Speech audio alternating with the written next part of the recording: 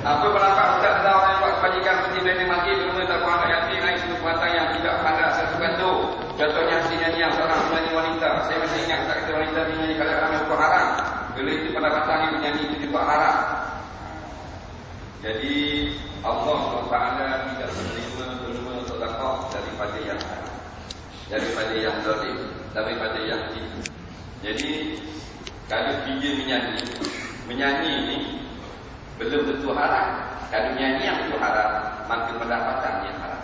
Kalau nyanyi yang tidak haram, alhamdulillah tidak haram segala pendapatannya. Maka di antara yang haramnya perempuan bernyanyi di hal yang haram.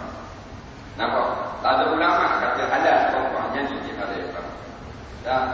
Tak ada kata. Tapi tak bukan kita nak itu ulama-ulama yang menjadi ikutan orang-orang baik. Next. Jadi ramai sangat nyanyi perempuan dengan nasib. Tak boleh. Tak boleh. Nampak? Tapi namanya kita ni dibuka sikit. Nak kepada kemodenan. Nah, modern tak salah, canggih tak salah, hukum benda je.